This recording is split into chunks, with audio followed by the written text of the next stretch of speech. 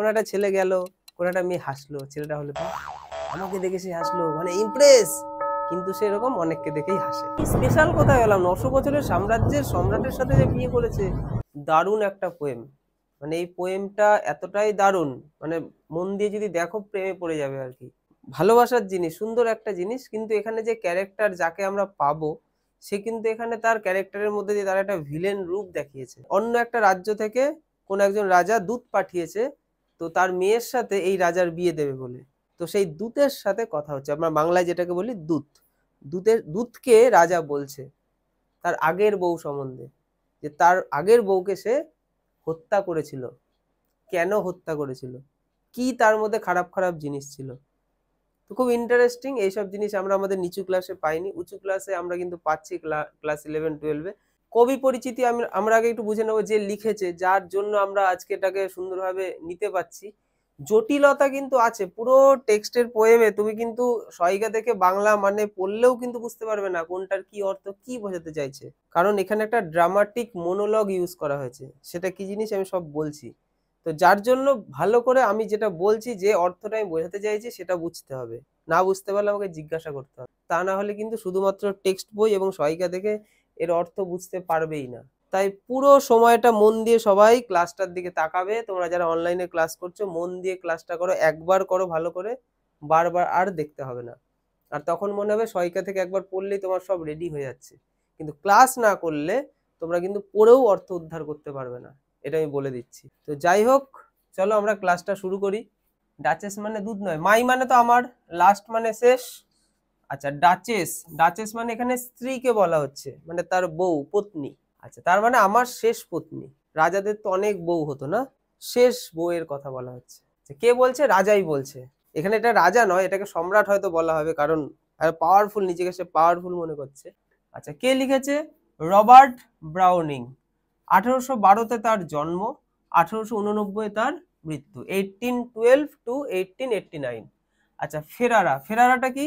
এটা একটা জায়গার নাম। তো সেই ফেরারার রাজা ছিলেন, তো সেই ফেরারায় লেখা হচ্ছে এটা, তো সেই জন্য এখানে ফেরারার নামটা দেওয়া হয়েছে। তো আমাদের রাজা হচ্ছে ফেরারার কিং, তাই ফেরারা নামটা দিয়ে সেই জায়গার কাহিনী, সেই জায়গার কোন একজন রাজার সম্বন্ধে এখানে বলা হচ্ছে। সে কিরকম ধরনের ছিল আমি সেটা আস্তে আস্তে তোমাদের বলতে চলেছি, একবারে সব বললে আমরা ইন্টারেস্ট হারিয়ে ফেলবো। আচ্ছা, অ্যাবাউট দ্য পোয়েট, আমরা এখন পোয়েট সম্বন্ধে জানবো। কার সম্বন্ধে? এই রবার্ট ব্রাউনিং এর সম্বন্ধে। তার নাম হচ্ছে রবার্ট ব্রাউনিং। তিনি একজন পোয়েট ছিলেন এবং একজন প্লে রাইটার ছিলেন। আচ্ছা, age to which he belongs, Victorian age, তিনি ভিক্টোরিয়ান যুগের একজন কবি ছিলেন। বার্থ, তার জন্ম May 7, 1812 at Surrey in England, ইংল্যান্ডের এটা একটা সারি নামক একটা জায়গা রয়েছে। এটার অরিজিনাল টাইটেল ইটালি। তো ইটালি নাম দিয়ে প্রথম সেটার প্রকাশ হয়েছিল কত সালে? এই যে 1842 সালে, যেটা আমরা আজকে পড়তে চলেছি। টাইটেল চেঞ্জ হয়, চেঞ্জ হয়ে পরে রাখা হয় মাই লাস্ট ডাচেস, সেটা কত সালে? 1849 সালে।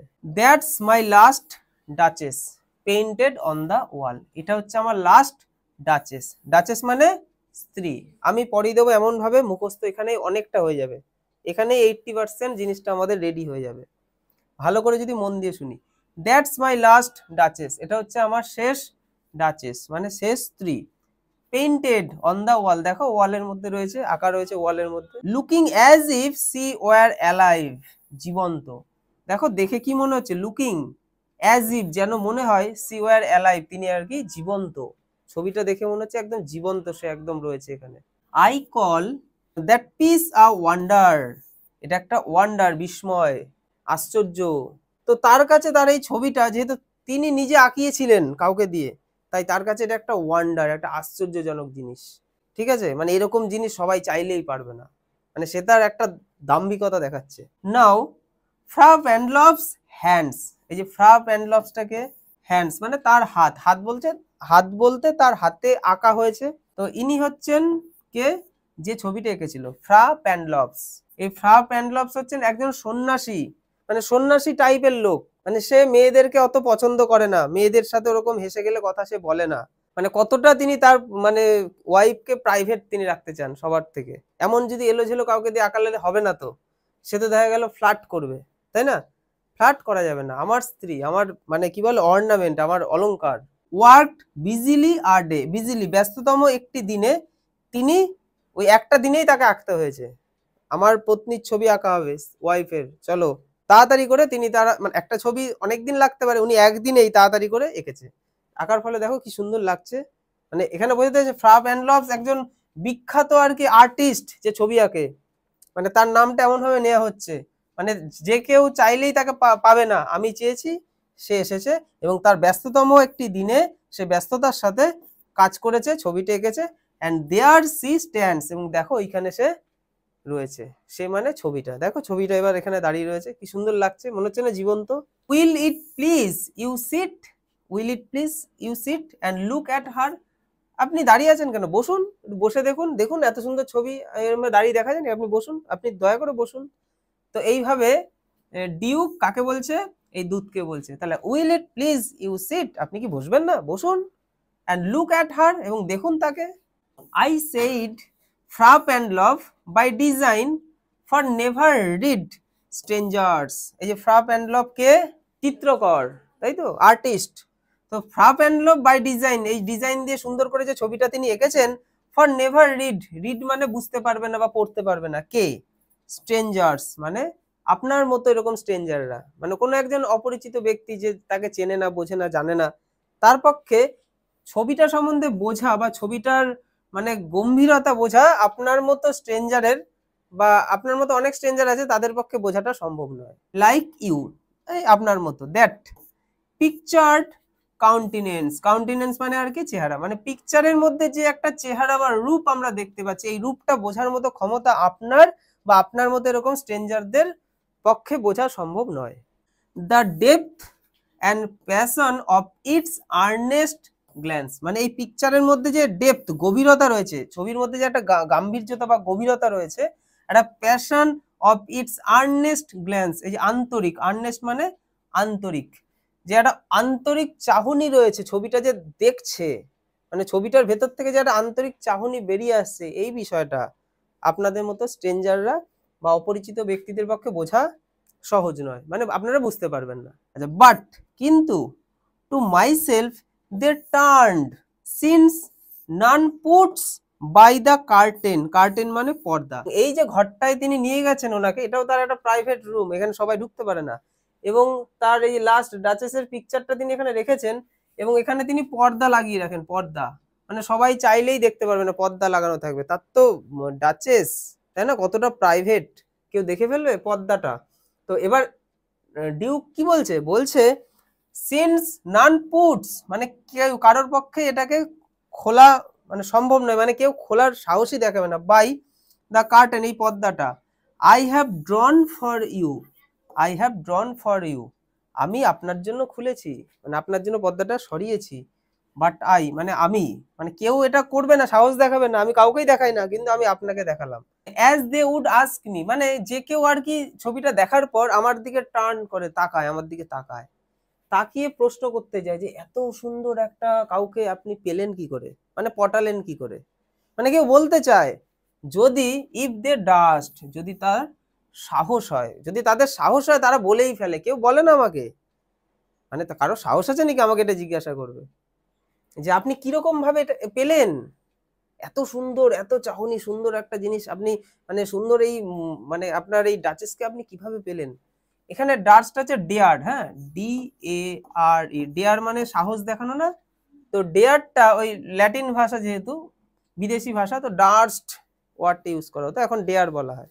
হাউ সাচ আ গ্লান্স, কি দারুণ তার এই চাহনি ছবিটাতে, ঠিক আছে, কেম দেয়ার দেখা যাচ্ছে, দেখো তোমরা, সো নট দ্য ফার্স্ট মানে দেখো তুমি, so not the first are you মানে তুমি প্রথম কেউ নও যে এরকম ভাবে জিজ্ঞাসা করলে, মানে জিজ্ঞাসা এখানে সে করছে না, এই যে টু টার্ন জাস্ট ঘুরেছে, মানে বলাতে এরকম ঘুরলো, এই ঘোরাটা মানেই তাকে জিজ্ঞাসা করা হচ্ছে আপনি কিভাবে পেলেন, মানে এখানে ডিউক এই ফিলিং মানে তার ভাবনাটাও সে নিজে বলছে, মানে আপনি প্রথম নন যে এরকম ভাবে ঘুরলেন, ঘুরলেন মানে আমাকে জিজ্ঞাসা করছেন যে আপনি কিরকম ভাবে পেলেন, এটা আপনি নয়, অনেকেই আমাকে আর কি জিজ্ঞাসা করে ফেলবে যদি তাদের সাহস হয়, সাহস কারোর হয় না।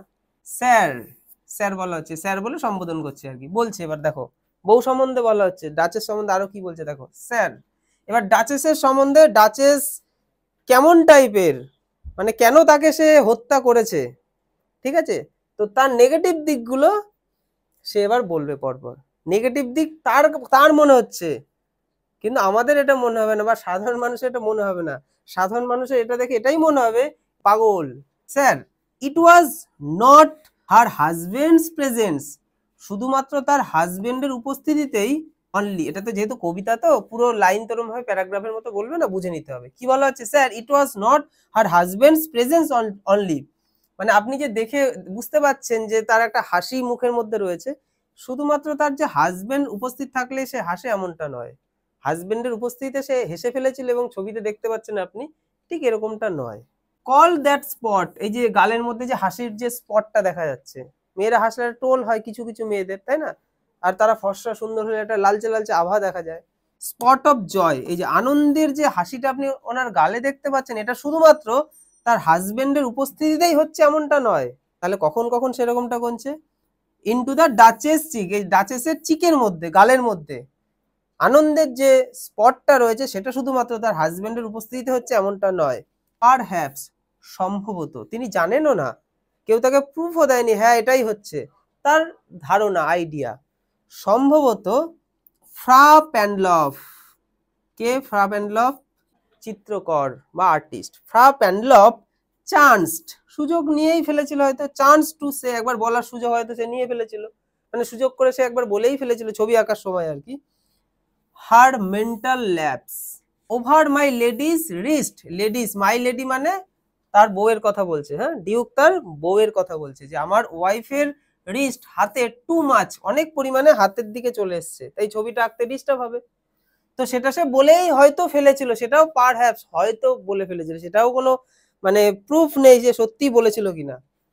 অর, অথবা, paint must never hope to reproduce the faint half flash that dies along her throat, এরকমটা হতে পারে।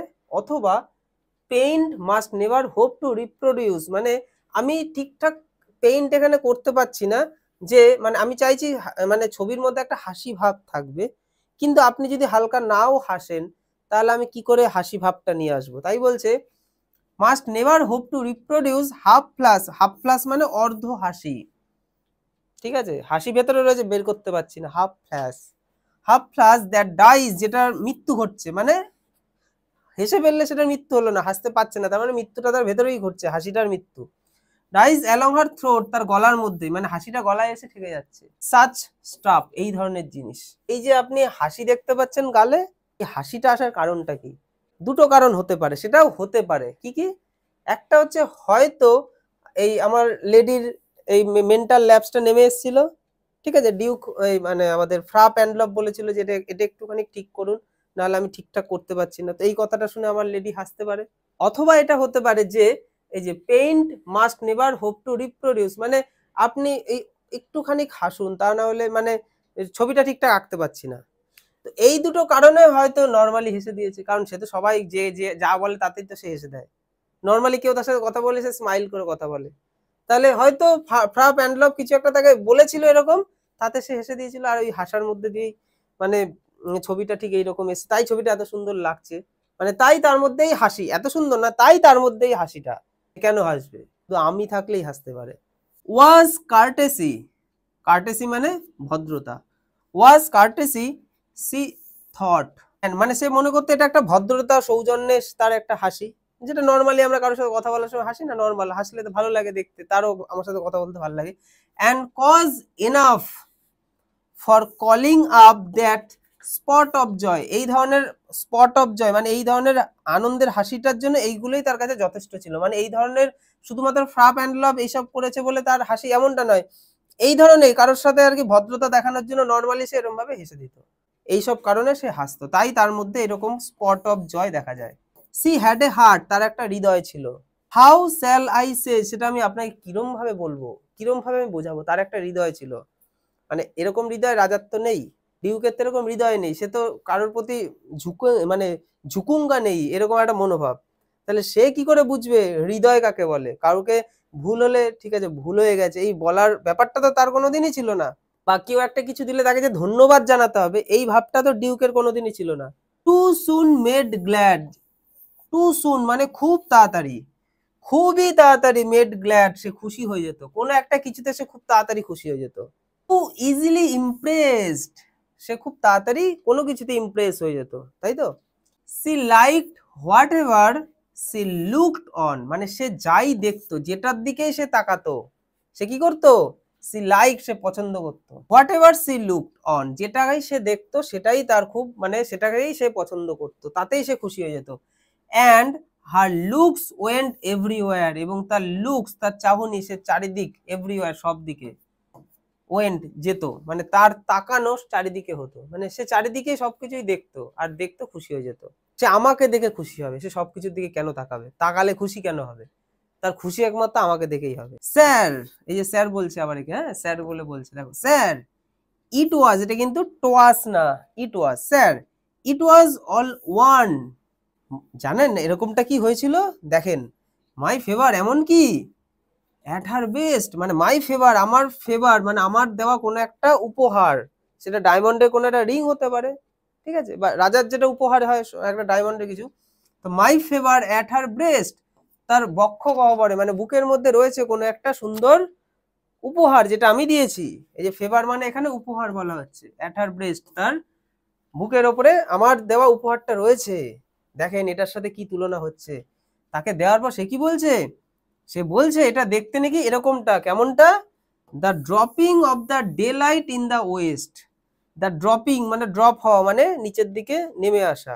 Dropping of the daylight মানে দিনের আলো, ইন দ্য ওয়েস্ট, ওয়েস্ট মানে পশ্চিম দিকে, তাহলে পশ্চিম দিকে সূর্য ডুবে যায়, দিনের আলোটা ওইখান থেকেই তো আর কি নিভে যায়, তো নিভে যাওয়ার সময় যেরকমটা আকাশটা লাগে দেখতে, পশ্চিমের আকাশটা, ওই সৌন্দর্যের সাথে সে তুলনা করছে আমার দেওয়া এই গিফট, ভাবা যায়, আমি রাজা, আমি সম্রাট, 900 বছর আমার বংশ এই সাম্রাজ্য চালাচ্ছে, আমার দেওয়া গিফটের সাথে কারোর তুলনা হয়, এখানে সে নাকি তুলনা করছে ওই দেখো পশ্চিম আকাশে সূর্য নেমে যাওয়ার পর কি সুন্দর লাগছে, ওটার সাথে আপনার একই রকম সুন্দর।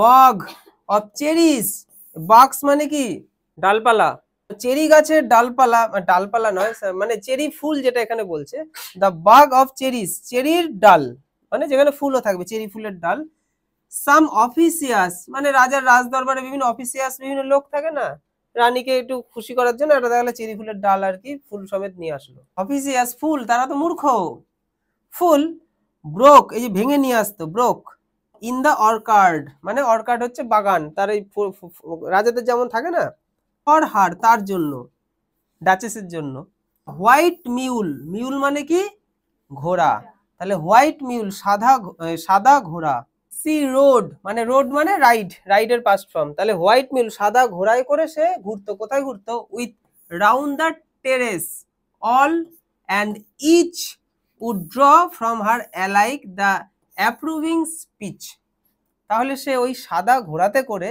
রাউন্ড দিত টেরেসে, টেরেস কাকে বলে, যেমন রাজার রাজবাড়ির চারিদিকে এরকম থাকে না চত্বর যেটাকে বলে, সেই চত্বর দিয়ে সে ওই সাদা ঘোড়ায় করে এরকম করে ঘুরে বেড়াতো, তাই তো, মানে অবসর সময় সে ঘুরতো, all and each would draw from her alike approving speech or blush at least, ঘোড়ায় চড়ে চারিদিকে ঘোরার সময় সে সবাইয়ের সাথে ঠিকঠাক একটা স্মাইল সেম টাইপেরই ছিল, তার খুশিটাও সেম টাইপের ছিল, সে যখন ওই চারিদিকে ঘুরে বেড়াতো তার মধ্যে যে খুশি আনন্দ হাসি সেম, কিরকম, যেরকমটা সে আমাকে দেখার মতো, দেখার পর যেরকম সে ফিল করতো, তার যে হাসিটা বেরোতো, অথবা আমার উপহার দেওয়ার সময় যে হাসিটা বা আনন্দটা বেরোতো, সেম জিনিস তার সব ক্ষেত্রেই রয়েছে।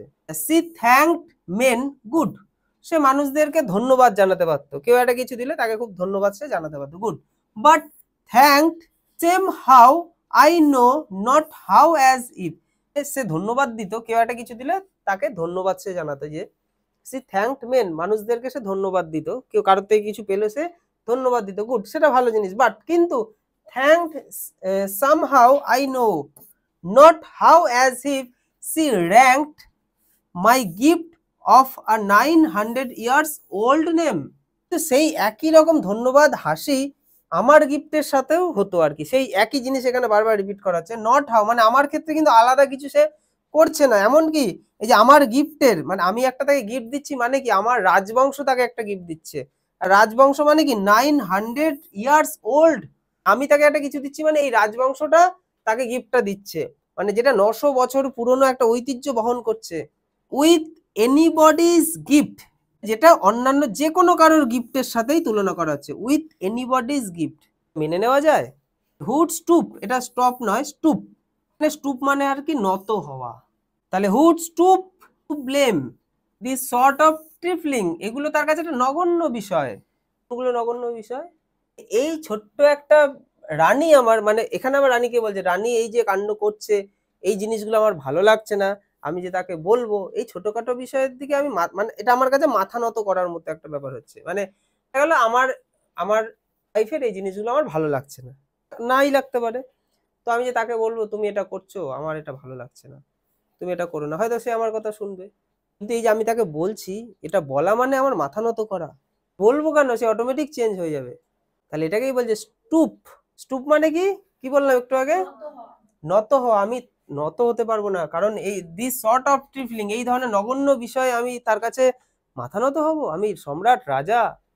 Even had you skill in speech to make your quite clear to such an one and say just this or that in you disgust me here you miss। আচ্ছা, আপনার মধ্যে হয়তো এরকম স্কিল থাকতে পারে, দক্ষতা। কিসের দক্ষতা? ঘুরিয়ে ফিরিয়ে বলা। ডাইরেক্ট হয়তো বলবেন না, ঘুরিয়ে ফিরিয়ে এটা করছে এরকমটা। আমরা কি ডাইরেক্ট বলি এই জিনিসটা কিন্তু ভালো লাগছে না, ঘুরিয়ে ফিরিয়ে বলি এই জিনিসটা ওইখান দিয়ে এরকম ঠিক ঠিক হচ্ছে না, এরকম করবো নাকি, তাই এটা আমার আমি যদি করতাম কেমন হতো, এরকম ঘুরিয়ে ফিরিয়ে কথা বলে না। আপনার মধ্যে হয়তো স্কিল থাকতে পারে যে ঘুরিয়ে ফিরিয়ে আপনি আপনার পত্নীকে বলতেই পারেন যে এই জিনিসগুলা কেন করছো, আমার ভালো লাগছে না। দে আর এক্সিড, মানে এক্সিড মানে কি অতিক্রম করা। Exceed the mark and if she let herself be lessoned, মানে এটা থেকে সে হয়তো শিক্ষা নিয়ে বলতো ঠিক আছে না আমি এরকমটা আর করবো না। তো সুতরাং তাহলে কি হতো, নর প্লেনলি সেট হার উইটস ইয়োর্স। আপনার হয়তো যুক্তি মেনে নিত, সে মেনে নিয়ে আর কি সে হয়তো মানে এবার চাইতো যে না আমি এরকমটা করব না। ফরসুথ মানে সত্যি, and made excuse even then would be some stooping and I choose never to stoop. তোমার এইসব জিনিস দেখে মানে তুমি এরকমটা বলার পর সে হয়তো মাথা নত করতো, যে বলতো না ঠিক আছে আমি এরকমটা আর করবো না, আমার ভুল হচ্ছে। কিন্তু এই যে আমি এটা বলবো, এটাতেও তো মাথা নত করাই বোঝাচ্ছে, তো এটাকেও একটা মাথা নত করা, স্টুপিং। অ্যান্ড আই চুজ, এবং আমি তাই ঠিক করলাম, নেভার টু স্টুপ, মাথা নত করব না, ঝুঁকেগা নেহি। ঠিক আছে। ও স্যার, আরো বলছে দেখো, sir she smiled, say হাসতো, no doubt, কোনো সন্দেহ ছিল না সে হাসতো। হোয়েনেভার আই পাসড হার, আমি যখনই তার পাশ দিয়ে পাস করতাম যেতাম সে আমাকে দেখে হাসতো, এখানে কোনো সন্দেহ নেই। বাট কিন্তু who passed without much the same smile, মানে আমি ছাড়া আমি তো যেতাম হাসতো, তাই তো কোনো সন্দেহ নেই। কিন্তু বলছে বাট কিন্তু who passed without much the same smile, একই রকম স্মাইল হতো অন্য কেউ যদি হেঁটে যেত। আমি হয়তো ভাবতাম আমাকে দেখে, অনেক আছে না রাস্তাঘাটে আমরা দেখি তো, কোনো একটা ছেলে গেল, কোনো একটা মেয়ে হাসলো, ছেলেটা হলো বাহ আমাকে দেখে সে হাসলো, মানে ইমপ্রেস। কিন্তু সেরকম অনেককে দেখেই হাসে, সেগুলো আমরা জানতেও চাই না, বুঝতেও চাই না, কারণ তার কাজই হাসা, আর তার কাজই সবাই তাকে যাতে অ্যাট্রাক্ট করে। তো রাজা বলছে এখানে যে আমি গেলাম, হাসলো, কোনো সন্দেহ নেই, আমি খুশি। কিন্তু কিছুক্ষণ পর আমি যখন উকি মেরে দেখলাম আমার ওই দারোয়ানটা যাচ্ছে, সে যখন তাকাচ্ছে তাকে দেখো একই রকম হাসি।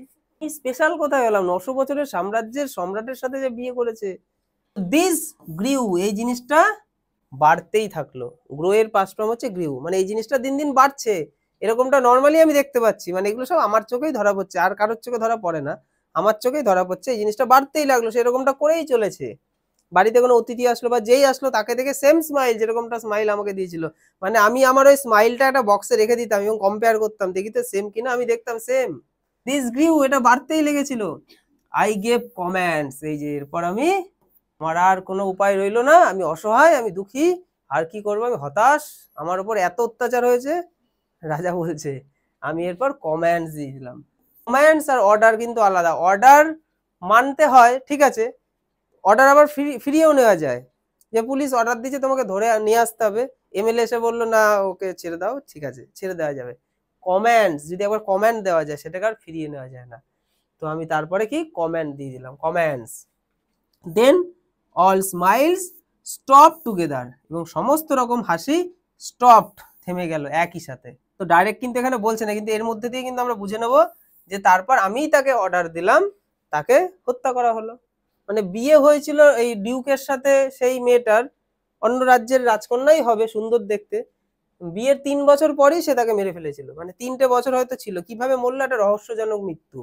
তো রহস্যজনক মৃত্যুটা এখানেই বোঝা যাচ্ছে, যে এখানে তো বোঝা যাচ্ছে সব রকম হাসি সে থামিয়ে দিয়েছিল, তার মানে রাজা নিজেই আদেশ দিয়েছিল রানীকে মেরে দাও। দেয়ার সি স্ট্যান্ডস, দেখো সেখানে দাঁড়িয়ে আছে, এই যে ছবিটা দেখো। ডিউকও ইচ্ছা করে এগুলো বলছে, কারণ সে নিজেকে আগে জানিয়ে দিল যে আমি কেমন, যে আসবে তাকে যেন এগুলো মেনটেন সে যেন করে, সে শুধুমাত্র আমারই সম্পত্তি হবে, যদি না করে একই পরিণতি তার সাথে হতে পারে। তো সেই ইচ্ছা করে এই জন্য একে এরকম ভাবে বলছে। অ্যাজ ইফ অ্যালাইভ, দেখে কি মনে হচ্ছে? একদম জীবন্ত। তারপর বলছে, আবার দেখো, দেখো ছবিটা দেখো, দেখে মনে হচ্ছে না পুরো জীবন্ত ছবি? Will it please you rise, আপনি এবার দয়া করে উঠবেন, চলুন, অনেক হয়েছে, বসলেন, দেখলেন, বুঝলেন, জানলেন, এবার চলুন, নিচে যেতে হবে। তো কি বলছে? Will it please you rise, rise we'll meet the company below, নিচে অনেক লোকজন আরো রয়েছে, তারা আমাদের জন্য অপেক্ষা করছে, আমার জন্য, চলেন তার সাথে, তাদের সাথে তো গিয়ে আমাকে কথা বলতে হবে। দেন আই রিপিট, আমি আবার বলছি, দ্য কাউন্ট, আমি রিপিট করছি, আমি রিপিট করছি, কি রিপিট মানে? কাউন্ট, এখানে কাউন্ট মানে কে? সেই রাজা, যে রাজার মেয়ের সাথে এর বিয়ে হবে বলে এই দূতকে পাঠিয়েছে। ইওর মাস্টার, সেটা তো ওর মাস্টার হবে। The count your master's known munificence is ample, প্রচুর পরিমাণে, মিউনিফিসেন্স মানে উদার। তাহলে আই রিপিট, আমি আবার রিপিট করছি, যে আপনার মাস্টার খুব উদার, মানে আপনার রাজা ভীষণ উদার, আমি এটাকে মানছি, এবং রিপিট করে আপনাকে আবার বলছি, প্রচুর পরিমাণে উদারতা তার মধ্যে রয়েছে। এইখানেও দেখো সে একটা চালাকি করে কথা বলছে, মানে তার শুধু রাজকন্যা চাই না, কি চাই? আর পণও চাই, রাজার সাথে, রাজার মেয়ের সাথে বিয়ে হবে, অনেক সম্পত্তি চাই, দিতে হবে আমাকে, এবং সেটাকে আমি ঘুরিয়ে ফিরিয়ে বলছি যে কি উদার, সে সম্পদ দেবে, অনেক দেবে, কিন্তু সেগুলো আমার চাই না, তবু আমার চাই, ঘুরিয়ে ফিরিয়ে আর কি বলছে। প্রচুর, মানে তার মধ্যে অনেক পরিমাণে উদারতা রয়েছে, প্রচুর পরিমাণে রয়েছে। ওয়ারেন্ট, এবং তিনি আশ্বাসও দিয়েছেন আমাকে, মানে তিনি আগেই আশ্বাস দিয়েছেন যে আমার মেয়ের সাথে বিয়ে হবে, আপনাকে এই এই জায়গাগুলো আমি দিয়ে দেবো আপনাকে। তো ওয়ারেন্ট, আশ্বাস দিয়েছেন, that no just pretence of mine, এটা কিন্তু আমি কোনো দাবি করেছি এমন না, দাবি যে আমার আমার এই চাই, আপনার মেয়েকে বিয়ে করছি বলে, এটা কোনো আমার দাবি নয়, মানে আপনি এটা ভেবে ভাববেন না যে আমার দাবি এইগুলো পণ দিতে হবে, মানে ঘুরিয়ে বলছে, কিন্তু তার চাই, সব চাই, সে লোভীও। মাইন ফর ডাউরি, এই ডাউরি মানে পণ, will be disallowed though his fair daughter's self as I avowed at starting is my object, মানে এখানে কি বলা হচ্ছে? অবজেক্ট, অবজেক্ট কোনটা? ওই কাউন্টের কন্যাই হচ্ছে তার মেন অবজেক্ট, তার পণ চাই, কিন্তু আবার সে এটাও দেখাচ্ছে যে আমার কোন রকম পণ চাই না, আমার আপনার মানে মেয়েটাই আমার হচ্ছে মেন জিনিস, মেন অবজেক্ট, মানে এরকম ঘুরিয়ে ফিরিয়ে বলছে। এখানে তার একটা জিনিস কিন্তু বোঝা গেল, সে একজন লোভীও। নে we will go together down, চলুন আমরা একসাথেই নামি, টুগেদার একসাথে, এবার সিঁড়ি দিয়ে নিচে নামা হবে, চলুন আমরা একসাথেই নিচে নামবো, নামি। স্যার, স্যার মানে একে আবার স্যার বলছে, স্যার নোটিস করুন, এই যে আর একটা মূর্তি, এইটা দিয়ে তার আবার সে দেখাচ্ছে সে কতটা মানে সবকিছুকে সে তার নিজের আওতায় রাখতে চায়। দেখো স্যার, নোটিস, লক্ষ্য করুন, লক্ষ্য করুন, নোটিস করুন, লক্ষ্য করুন, নেপচুন, এই যে এটা হচ্ছে নেপচুন, নেপচুনের মূর্তি। দো ট্যামিং আ সি হর্স থট এ রেয়ারিটি, মানে এখানে কি বলা হচ্ছে? স্যার, স্যার নোটিস করুন, নেপচুন, এই যে নেপচুনের মূর্তি, দো ট্যামিং, বসে আনা হচ্ছে, দেখো নেপচুন কিভাবে বসে আনছে, এ সি হর্স, একটা সমুদ্রের ঘোড়াকে, মানে এই মূর্তিটা এমন ভাবে তৈরি করা আছে দেখে মনে হচ্ছে একটা সমুদ্রের ঘোড়া, তাকে বসে আনার চেষ্টা করছে নেপচুন। সি হর্স থট এ রেয়ারিটি, এটা কিন্তু একটা রেয়ার জিনিস, এরকমটা কিন্তু দেখা যায় না, কিন্তু এই মূর্তিটা আমার ঘরে রয়েছে। হুইচ, যেটা, মানে এই জিনিসটা, এই জিনিসটা, এটা হচ্ছে which, which clause of Innsbruck, তাহলে ইন্সবার্গ একটা জায়গার নাম, ইন্সবার্গের ক্লজ, ক্লজ বলে কোন একজন ব্যক্তি রয়েছেন, ফেমাস ব্যক্তি, নাম করা। তো Claus of Innsbruck cast, cast মানে বানিয়ে দিয়েছিল, ইন ব্রোঞ্জ, ব্রোঞ্জ দিয়ে, ফর মি, আমার জন্য। নেপচুনের মূর্তিটা কে তৈরি করে দিয়েছিল? Claus of Innsbruck. তাহলে ইন্সবার্গের ক্লস নেপচুনের এই মূর্তিটা ব্রোঞ্জ দিয়ে আমার জন্য তৈরি করে দিয়েছিল। মূর্তিটা দেখে কি বুঝতে পাচ্ছেন? এই মূর্তিটা হচ্ছে বশে আনছে কাকে? একটা সমুদ্রের ঘোড়াকে। এবং এটা একটা রেয়ার জিনিস, দেখা যায় না। এটার মধ্যে দিয়ে সে লাস্টেও একবার দেখিয়ে দিল যে সে সবকিছুকে তার আয়ত্তে রাখতে চায়, মানে মানে সমুদ্রকে আমি আমার বশে নিয়ে আসতে পারছি, মানে কতটা প্রভাবশালী। এরকম একটা মূর্তি যদি কেউ আমাকে গিফট দেয়, মানে সে তো আমাকেই তার সেই মূর্তিটার সাথে তুলনা করছে, তাহলে আমি কতটা প্রভাবশালী আপনি বুঝুন। আপনাকে বুঝতে হবে। দেখুন, দেখুন নেপচুনের ছবিটা। রে বেচারা শুধু দেখেই গেল, এর আর কিছু বলার উপায় নেই, ঠিক আছে। সে যদি তার মানে ওয়াইফকে এরকম করে, আমি তো কোন নগণ্য জিনিস। তো এই হচ্ছে আমাদের কবিতা, পোয়েম। সবাই বুঝতে পেরেছে? তো অনেক জটিলতা ওয়ার্ডের মধ্যে আছে, সহায়িকা থেকে পড়লে হয়তো বোঝা যাবে না। তো আমি ক্লাসটা করলাম, তোমরা যারা অনলাইনে ক্লাস করলে পুরোটা যদি না বুঝতে পারো আরেকবার দেখো। প্যারাগ্রাফে যেরকম আর কি লাইন বাই লাইন একদম সাবজেক্ট ভার্ব অবজেক্ট দিয়ে সুন্দর গোছানো জিনিস থাকে, সেটা কিন্তু পোয়েমের মধ্যে থাকে না। পোয়েমে একটা ওয়ার্ডের মধ্যে দিয়ে অনেক কিছু বোঝানো হয়।